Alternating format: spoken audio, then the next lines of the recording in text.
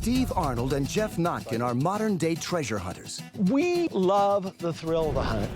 They travel the world in search of meteorites. The alien invaders that have been crashing into our planet for the last 4.5 billion years. Meteorites are worth a lot of money. On this adventure, the guys blaze a trail to Utah to catch freshly fallen meteorites after a fireball streaks across the night sky. Well, let's get out there and see what we can find quick before somebody else finds it. Geoff and Steve track its path to the massive Great Salt Lake Desert. 40 degrees, wind chill, 30 below. They get special permission from the Pentagon to hunt one of the most dangerous places in the United States. Live ammunition, bombs, chemical weapons, biological weapons have been tested here. And the guys are blown away by what they find. There's no other thing in the world that's as exciting as this. It's my passion, it's what keeps me going.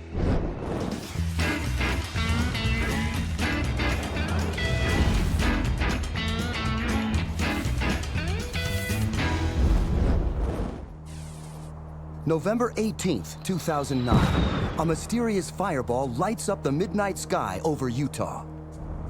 A burst of light so intense, night turns to day for a few brief seconds. The blazing space rock burns an image on security cameras from Nevada to Utah to almost 300 miles away in Grand Junction, Colorado. The dash cam of a police cruiser captures the spectacular show. 911, what is your emergency? Many witness the blinding phenom, and 911 operators are bombarded with phone calls. And lit up the whole freaking neighborhood. This was a big fireball. This wasn't just some shooting star. This is a massive, massive event. Perhaps one of the biggest fireballs in decades.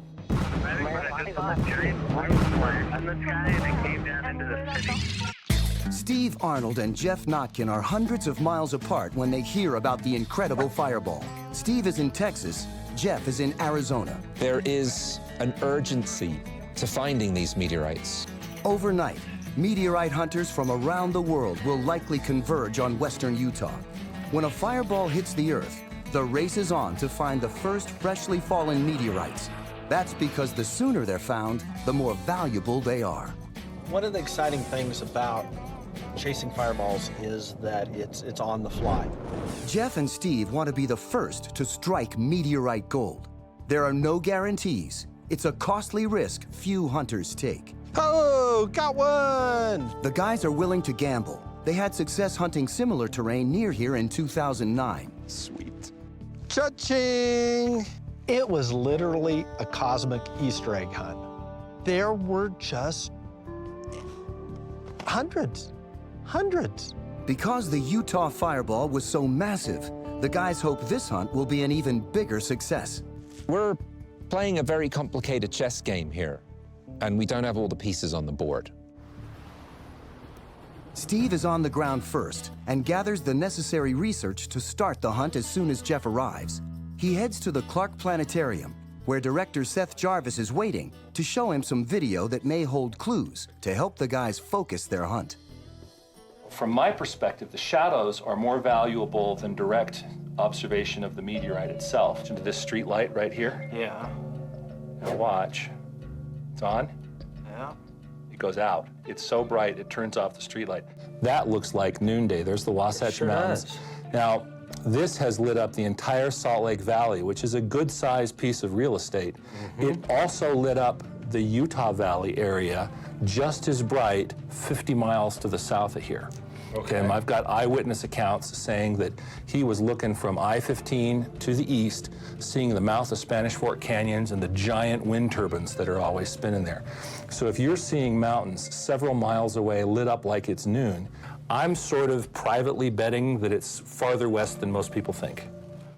Steve and Seth analyze the footage frame by frame, looking for anything that will help narrow down the hunt area. So here's frame number 1, street light on. Notice the break in the roof line right there. Look at the location of this roof shadow relative to these parking stripes. Then you go to a half second later. Now, everything's lit up. Notice that there's the peak there. Right. Instead of being there, it's moved over to there. And it's moved up, so And it's showing moved- so it's getting lower. It's going lower. And it's going south Right. before, half a second after. Because I know that these two images are taken exactly a half a second apart, Right. that means I can get a speed. It looked like it went a little bit west of north. Someplace out in here, not too far from Fish Springs, Callao. If I were a betting man, that's where I'd sort of start looking around. What is the terrain in the Great Salt Lake Desert like?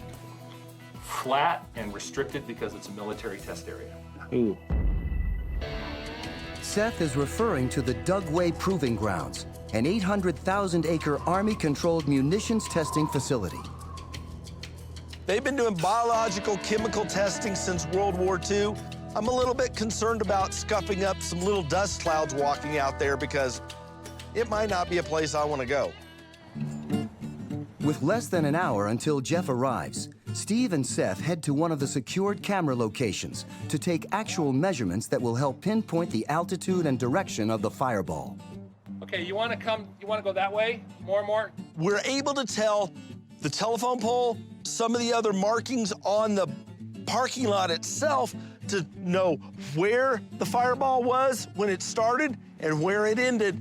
Using a little bit of math, we can figure out where these meteorites are. What we want to do here is find out exactly which way the camera is pointing. And once we know which way the camera is pointing, then we're going to go outside and start making measurements and putting little marks on the ground to try and figure out where the shadows are falling. And then we're going to take angles back to here and see if we can't get a location in the sky for where the meteor would have been.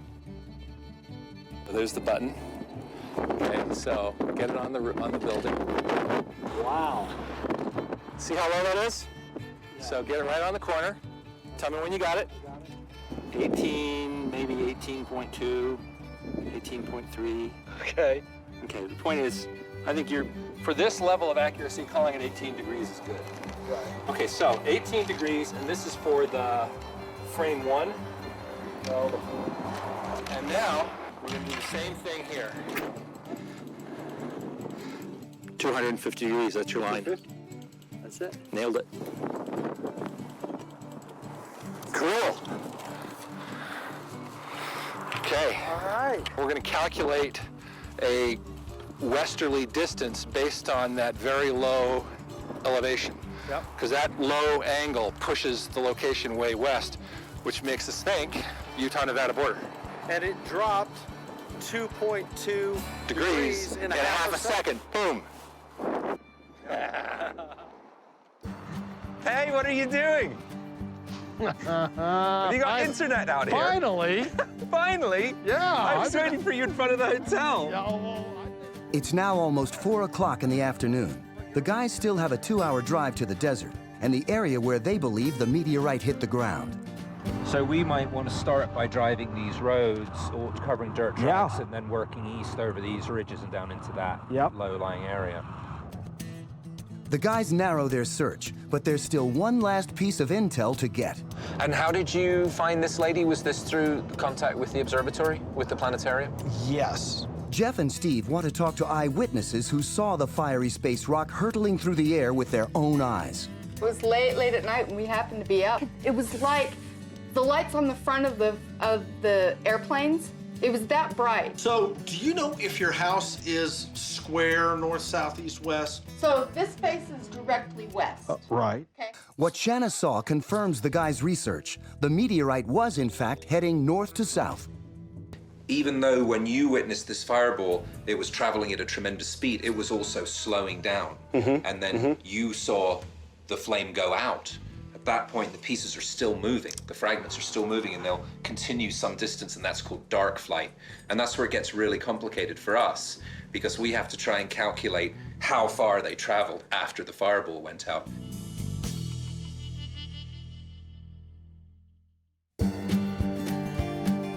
Day one of the hunt. Steve and Geoff are up early. Right away, they're hit with a dose of reality. We have thousands of acres to cover.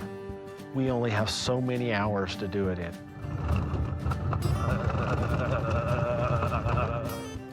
The guys are headed to an area about 100 miles east of the Utah-Nevada border. It's flat, dry desert terrain covered in white sand. It's white because of the high concentration of salt the ground absorbed as the massive saltwater lake dried up. The tan, the brown, dusty color is an ideal backdrop for black, burnt, freshly fallen meteorites to stand out visually. And it looks like this is going to be almost exclusively a visual hunt. Stop, stop, stop. We're the first people here. We took an old dirt track to get out to this spot, and there were no tire tracks at all. False alarm. That's what we're looking for, but not actually that. But something that looks like that, but is actually from space. We're the first ones, other than the very local people, to be on the ground here. Our first meteorong. So we're paying the price, we're scratching off options, we're doing what's got to be done. Hopefully, it'll lead to some meteorites. Oh, stop being so optimistic. No. He's so good-natured, it's disgusting. Steve and Geoff start their hunt in an area near the small town of Calillo, about 100 miles east of the Nevada border. They'll work their way west toward the Go Shoot Indian Reservation, then north toward the Dugway Proving Grounds. So that Doppler signature is actually right over the road here. Yeah. The Utah space rock hurled through the atmosphere. Fortunately, it was detected by Doppler radar. Doppler uses relative motion and frequency of sound to pinpoint location and speed of an object. This data that we're getting is very helpful, but they're just clues. They're not telling us where the meteorites are. They're just giving us an indication of where they might be. And there's always the chance there are no meteorites at all, that they all burned up. We don't know yet. That's part of the risk that you take on fireball chases, especially if you're the first people on the ground. If the Doppler signature is that way, then there probably aren't meteorites that way, because they're still coming down. Maybe. The Doppler's taken a slice, and there could be, based upon weight and when something dropped off, something could have been a little lower. We should expect maybe a mile, maybe 2 miles wide of a Strewnfield. The search area is massive. Geoff and Steve begin an exhaustive visual hunt. I think this might be a good time for me to try standing in the bed of the truck. Okay. What, you think it's a waste of time? No, I don't think you can handle the cold too Oh, long. come on. Yeah. It's not that bad. No, Is yeah. it? Really? It's a 40 degrees wind chill, 30 below. Standing in the back of the truck, Geoff can see up to 200 feet in any direction. We don't know what kind of meteorite caused the fireball because we haven't found any yet, but statistically speaking, it's probably a stone. They're the most common type. Scientists believe most meteorites originate in the asteroid belt between Mars and Jupiter. Stone meteorites, the most common, form the outer crust of an asteroid. The second are irons, once part of the core. Then there are stony irons, which account for less than 2% of all known meteorites. I think that's an interesting thing. This one piece will make 52 layers. Watch on mobile devices or the big screen, all for free. No subscription required. Meteorites are a modern-day gold rush to a few people and more people. And so there is an urgency to get out here. Geoff, out there to the south. What is that? I don't know. It's really big. Do you want me to go look at it? Well, yeah, kind of. Okay, I'll go have a look.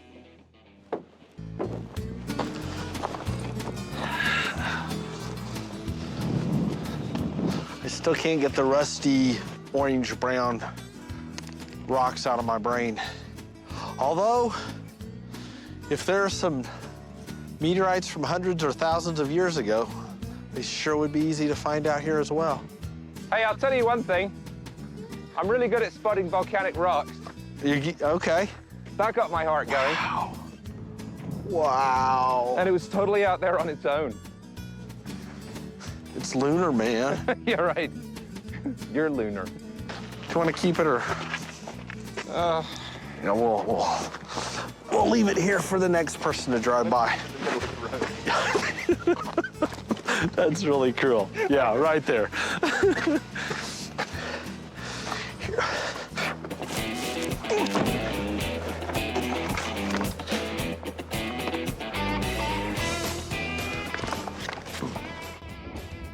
This is a pretty terrific surface for meteorite hunting. It's... Hold it, hold it, hold it.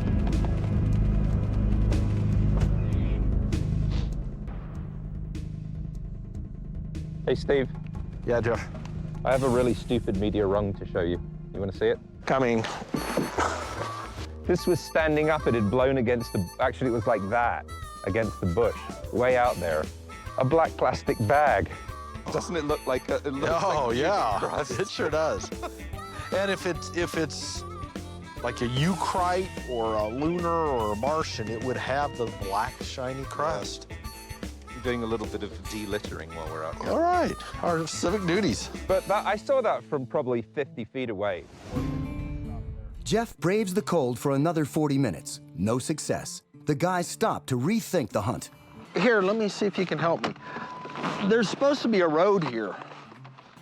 So we're here, right? If the fireball was traveling north to south, the guys are confident meteorites are in this vicinity. I would say let's just try to dart down here. This is where we want to eventually get. Yeah. Also, there's a Doppler reading crossing the road right here. So let's see how long it takes us to get down here to the Pony Express Road. If it's traveling north to south, it's possible that it came right through here, but we might be a little off. The Pony Express was a mail service crossing the Great Plains and the Rocky Mountains from St. Joseph, Missouri to Sacramento, California from April 1860 to October 1861. We're just going on our best educated guesswork at the moment. It's all we can do. The guys decide the best way to cover as much ground as possible is to split up and venture out on foot. Is this the end of the line? Well, the end of the path. Let's go find some rocks. And you get all excited, oh, there's a new fireball. Let's get out there and see what we can find quick before somebody else finds it. And then you get out there and start walking and go and say to yourself, well, actually, maybe there aren't any meteorites here. A meteoroid can hit the atmosphere going up to 70,000 miles an hour, but 90% of the time, the fireball burns out completely. If they survive, like this one over West Texas in February of 2009, they can be very valuable. Meteorites are also worth a lot of money on the collector's market, and we're not the only people in the world interested in finding meteorites. Steve! Here! I got one! The guys hunted the West Texas Strewnfield in 2009 and tallied up a nearly $2,200 payday after finding 2 meteorites. They found one weighing 37.8 grams worth almost $2,000 and a rock weighing 3 grams worth about $150. Woohoo! The guys hope for a bigger payday in Utah. Our strategy at the moment is to scout, is to go to numerous locations that look good, get out, do about half an hour, 45 minutes at each location. If we don't find anything, move on, and keep doing that until we find something. We only need to really find one meteorite to kind of set us on course. Who's this? Steve and Geoff aren't alone in their hunt for meteorites. With any fresh fall comes the inevitable competition. Oh, it's a friendly! Sonny Clary is a competing meteorite hunter and a friend of Geoff and Steve's. He too knows the value of being the first to find these new meteorites, potentially worth tens of thousands of dollars. I don't shake hands with you. How are you? It's good to see you. Where you guys been? I've been calling you. We got no cell phone reception out here. Sonny and his 4-legged partner Bricks spent the day hunting an area farther south of where the guys are, but didn't find a thing. I spent most of the morning right through here. Oh, wow. You were down southwest of here. Yeah. Okay. Oh, wow. So we got a pretty big Strewnfield to check right now. That looks like it's actually also kind of west. What we need to do tomorrow possibly is check up into the base of the foothills or out into the flats here. And where is this in relation to where we are now? Or anywhere? We are repping the saddle right here. Oh, so it's southwest of here, Correct. He's thinking now. Right. Okay. The sun is starting to set, and Steve and Geoff don't want to navigate the roads after dark. They head back toward the highway and their hotel. The game plan this morning was to find some meteorites. It didn't work, though. But we used our best logic and strategy. If it stays dry, I would like to get back out here and push it a little bit, maybe both directions, because we were kind of in the heart of where we thought it was. Go shoot. Yeah, where is that? It's right over the county line. There really could be something there. The guys bury themselves under a sea of maps in Steve's hotel room and come up with a new game plan. That might be a really good road to start on. We could crisscross that whole area. Well, not whole area, but I mean, we could get a good grid going southeast off that road. Location number 2 is west, near the Go Shoot Indian Reservation. The guys' Doppler intel shows this area to be the farthest west where meteorites would have fallen. All right, well, I'm gonna pack up my stuff and let you have some peace and quiet. See you in the morning. You bet.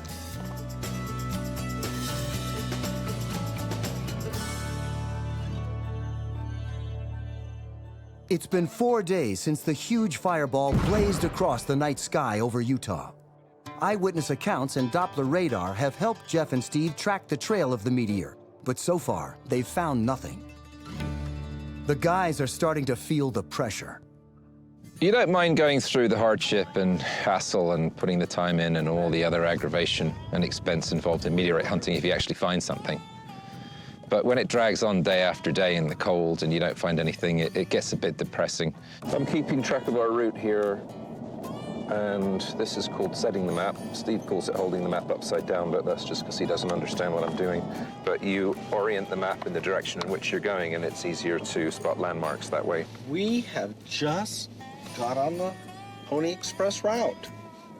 The trail came through the mountains there, and this highway's laid on top of it for a few miles anyway. Do you mean the Pony Express route? No, Pony Express route. But route is R-O-U-T. That's as if we routed them during combat. To rout someone. Or to use a router, indeed. Whereas a route, if I'm not mistaken, R-O-U-T-E, is a road. So wouldn't it? R-O-U-T. E. Route. Very good.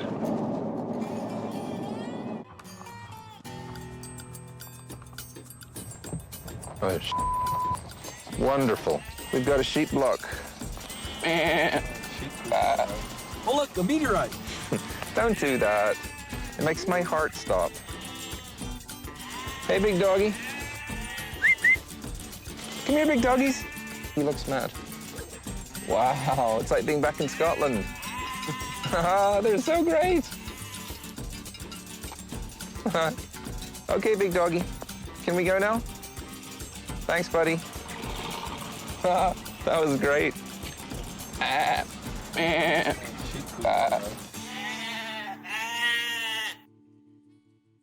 This is Go Shoot Airport.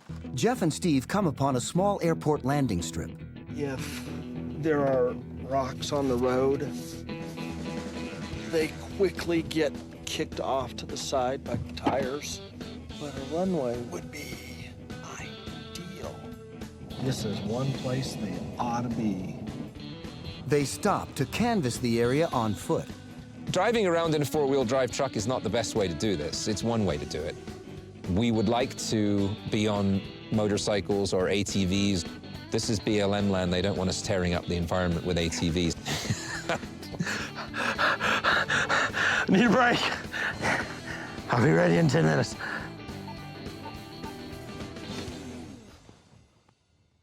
I thought we were at some altitude, yeah. Almost 6,100 feet. Oh. Tell you what, you finish that up, I'm out of here. This is unbelievably nice.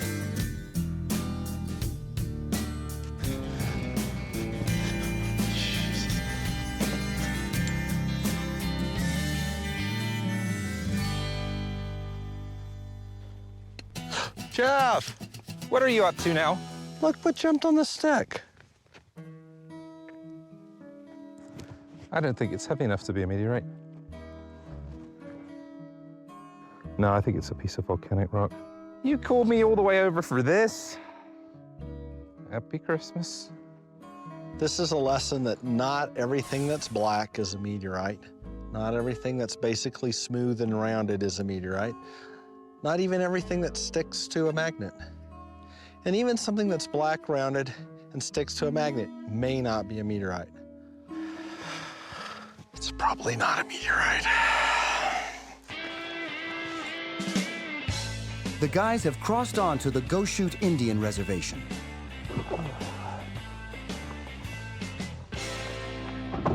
Hello. How you doing? Doing all right.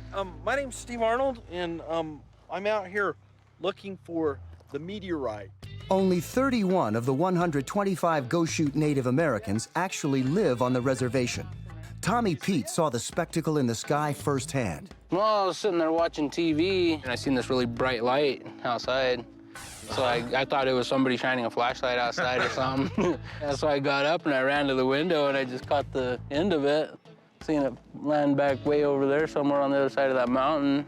Wow. Did you hear anything? Yeah, actually I heard like a sonic boom or something. Really? Yeah, like right after I saw the light. Wow. So you were pretty close to it in that case? Yeah, it had to be pretty close. It was right around here is where I saw the big flash at. Okay. Where it went over the hill, I'm thinking. And that would be right down there. See where them houses are at right there? Yeah. Probably just directly above those. Now, is that Gold Hill there? Yeah, that's actually Gold Hill right there. That's Gold Hill? Yeah. Okay. Sometimes the meteorites will still keep flying even after they slow down and they stop burning. They're still moving pretty fast. So we're trying to pinpoint where it stopped burning and then try to determine where the pieces may have landed. So over 8 Mile, over Ibapaw, over Gold Hill. Yeah, over Gold Hill. Okay. Okay. Yeah, that's about where I saw the flash. So we should take the paved road north. Yeah, take the paved road north till you get to that Gold Hill turn. Okay, and then that's the Pony Express Road. Yeah, Pony Express Road, and it turns into a dirt road, and it's dirt road all the way back all there. All the way up. Yeah. If you get lost, just come back and Thank you. do some directions. It's really a pleasure in our work to meet people that have witnessed these events personally. Yeah. Thanks so much Pretty for your time. interesting. All right, you guys have a good day. All right, thanks again. Yeah. If Tommy's report is accurate, then the fireball may have exploded right over Gold Hill. Tommy was our first ear witness, and that is an extremely good sign that there are rocks on the ground, because it takes a physical rock to create the sonic boom. And we've got now just a few miles to go to the projected bullseye right in the southwest corner. This would be a good time to keep our eyes open. If our projected bullseye is the projected bullseye, then we are in the Strewnfield. When meteorites fall to Earth, the area where they scatter is called the Strewnfield. Strewnfield could be quite small. It could be 10, 15, 20 miles long. Some of the largest strewnfields in the world are literally hundreds of square miles.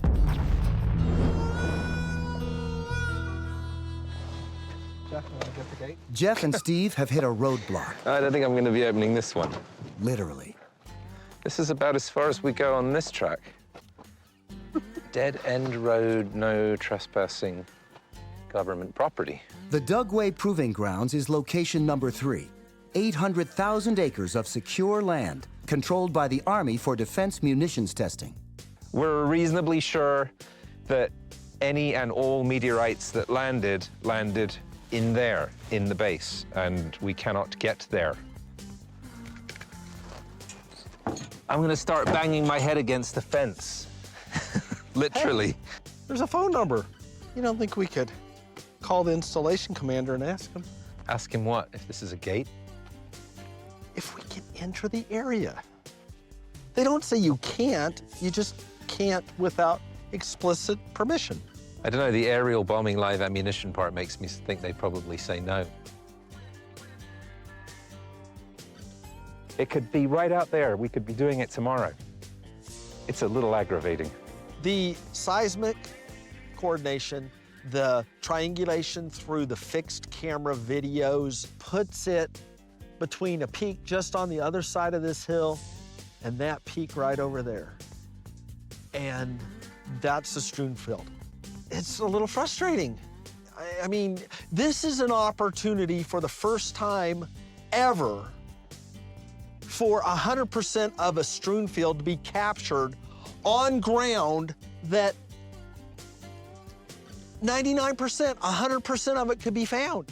If the guys are right, and the entire Strewnfield is on the other side of this fence, the meteorites have the potential to be worth tens of thousands of dollars. A huge incentive for Steve and Geoff. We've got it all except the most important piece of the puzzle.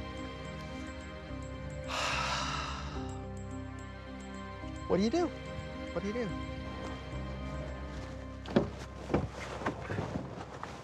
The guys are certain the Strewnfield is on the other side of this fence. They need to get onto the Dugway Proving Grounds and the Utah Test and Training Range to find the meteorites that could be worth thousands of dollars. It's the most unbelievably perfect meteorite hunting surface in the history of the known universe. You could measure and record the location of every single stone that fell theoretically, and it would be the best mapped Strewnfield ever.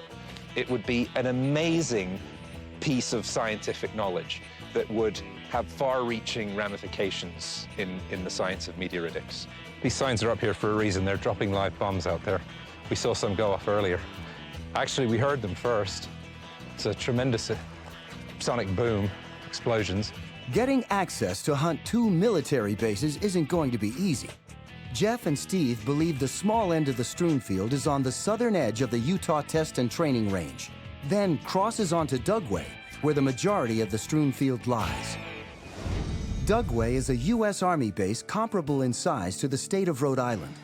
For more than 50 years, the military has tested much of its equipment here, as well as chemical and biological weapons defense systems. We really want to see this Strewnfield and ideally recover a few pieces and get them to one of our scientific colleagues for study. The sooner the better. Time is of the essence. The alkali in these flats will cause meteorites to decay more quickly than if they had landed in regular sand. The fireball that we're chasing will have originated up there somewhere, maybe a little to the west, and gone very close to overhead. And right over there, towards that mountain that's in silhouette, I'm actually probably looking right at the Strewnfield. Because the guys are asking to hunt bases controlled by 2 different branches of the military, Geoff and Steve's request for clearance onto Dugway and the Utah Test and Training Facility has to be approved by the Pentagon in Washington, D.C. There's no telling how long this could take. Unless we can get permission from the base commander to get on, this may be the closest we get to the Strewnfield ever. It was in 2008, during this same week in November, that a 10-ton fireball streaked a fiery path over the sky of Saskatchewan in Canada. The first piece was found in a frozen pond. I got one. Geoff and Steve hunt the site a year later and find 8 meteorites worth thousands of dollars. Oh, Excellent. 3 months later, Geoff and Steve finally get the news they've been waiting for. I think my military escort has arrived. Because of the special circumstances, Hello. How you doing? Roger Cannon. Roger, Steve Arnold. the Pentagon is giving Geoff and Steve a 1-day clearance to hunt both the Air Force and Army installations, which means the guys have to split up. I have never hunted with a military escort before. Getting the official permission to come in is exciting. I don't think this has ever happened before, where something has landed clearly on a military base and something as off limits as this is. The changing weather conditions. You know, we're going to go out there, so everything you brought, take it, wear it. Okay. You're going to be needing it. Before he can hunt, Steve is briefed on what to expect.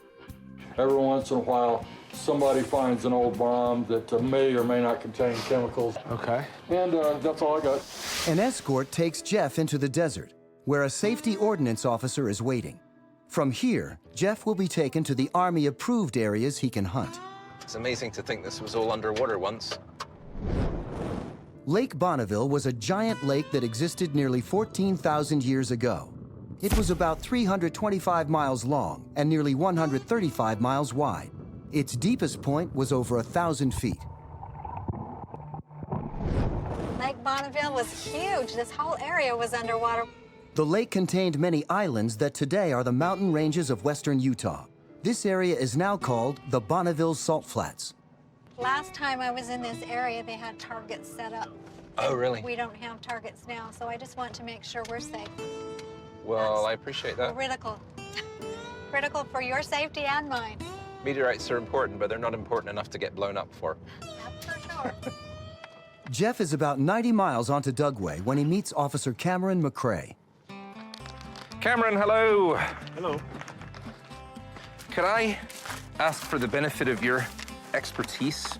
Any areas that you feel are safe and accessible that are west of here, that's our target. Is it possible that we could drive to the edge of the salt flat and maybe scan with binoculars to see if we see anything? No. Okay. Jeff is quickly finding out that a lot of Dugway is off limits due to dangerous testing that's done here. This is a paved road it's paved to this point here at a site they call 777. And beyond that, it is an improved gravel road. Well, any areas that you feel are safe and accessible that are west of here, that's our target, that purple line. That's what we project to be the center of the fall. And so pieces could have fallen some distance either side of that line. This is where the guys are confident the Strewnfield is located. If they can get to this spot, Geoff and Steve are certain they'll find meteorites. This red ellipse here is the kind of projected fall area. And we draw a line to approximate the direction of flight of the incoming meteorites. And that was our original projection, but since then it's shifted a bit to the west. We can take you up to the berm. That would be Like great. I say, it's a natural occurring berm. The berm is a ridge that overlooks the Bonneville Salt Flats. Is the berm something that I could walk up onto the top of and probably scan drive with to the binoculars? top. Oh, really? I think that would be ideal. That would probably give us a good vantage point over the salt flats from there. The little ones moved a little bit to the east, which is kind of where we're at. So, Steve is hunting an area of the Utah Test and Training Range. He and Geoff believe the small end of the Strewnfield is here. Our projection showed that if this thing broke up high and started to drop off little pieces, a few might have landed on the Air Force side. This thing went in somewhere, and it does what's called a porpoise out. When it does that, then it starts flipping. Okay. And that's where it landed. And then the EOD, the Explosive Ordnance Disposal guys, come in, and then what they did is they blew the back half of this off. Sometimes you'll find these out in the middle of nowhere because they can skip for a mile. Okay. So this is where EOD actually did the detonation, and you can tell that by that box right there is a C4 box. This was probably their last shot, and they put some explosive around to blow the back end off. Little dark black rocks are what we're looking for. Because of the ordnance tested here, Steve is only allowed to use his magnet stick in designated areas. To cover this vast area in a short amount of time, the Air Force rolls out the big guns. Steve gets on his Air Force ATV and, accompanied by a military escort, takes off to find space rocks.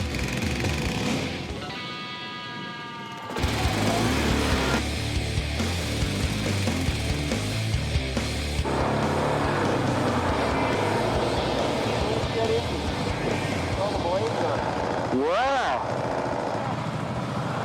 So, what is this thing? Well, it's a internal part of a jet engine from, I would say, at least 1970 that crashed here, military aircraft. Okay. The main part of the debris field surrounds us, and this is just the heaviest part of it and least likely to break apart. So, they wouldn't try to crash this. This is an accident, probably. This was an accident. So the closest road would have been 8 miles away. So they would have had to fly people in here. That's an old one. No kidding. Beyond repair. Beyond repair.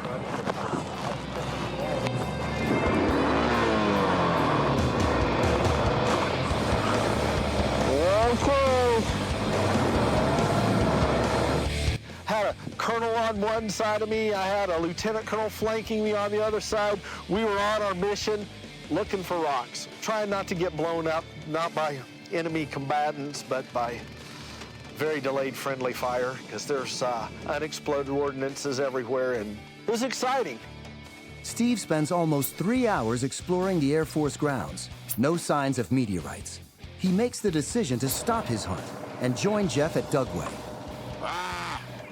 Found some unexploded ordnance, found some shrapnel, found old 50 caliber shells, but nothing that turned out to be from outer space.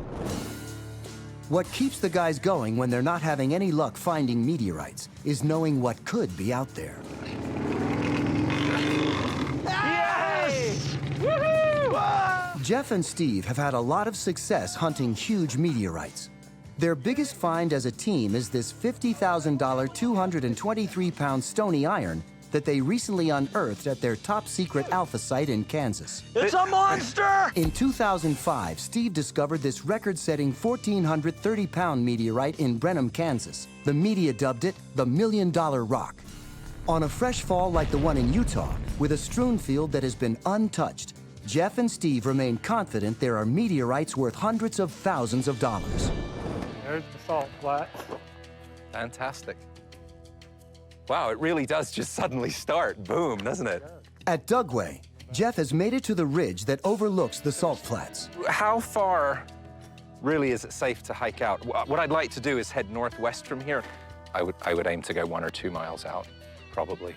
Okay. If that. We don't know if there's anything on the ground, but if there is, it's right out there and we're gonna find it. The question is, will I be allowed to go far enough towards the Strewnfield? Based on our calculations, right now, I'm at the very easternmost possible point for any material to have fallen. And we're estimating the width of the Strewnfield could be 1 to 3 miles. Geoff takes his time as he makes his way through the brush. That's something interesting and definitely man-made. Looks like part of something that was fired at something. And I promised Cameron I wouldn't touch anything, so I'm not gonna poke it. This is where the United States military tests chemical weapons, biological weapons, drones, bombs, missiles, and they've been doing that since World War II.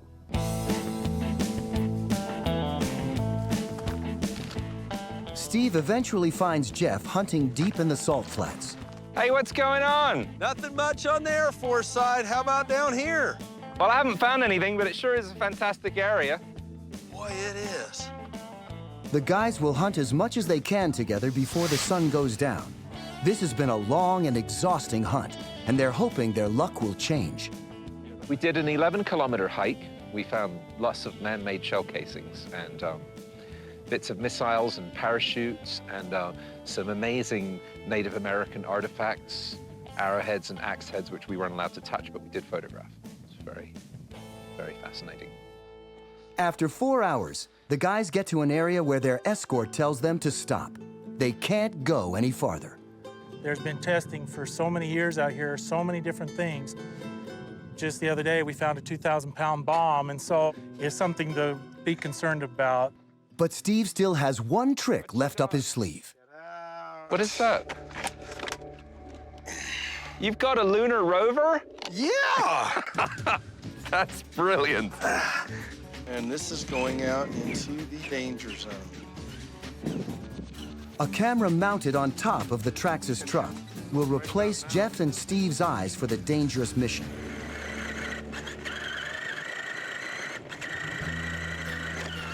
All I see is a lot of really flat surface and a few bits of green stuff. Can you slow it down a second? There's a dark shape up ahead to the right. Wait, hold it. Look. Go to your left. Slowly. That looks really interesting. Look. Is that a shell case? You would know better than me. Yeah. No, it's nothing. I think it's a piece of wood from greasewood. Damn, that looked really good from a distance. Anything appears really dark against the salt. The guys use the truck for about 45 minutes before they have to leave the proving grounds. Okay. All right. Well, this was a very fun project. Oh!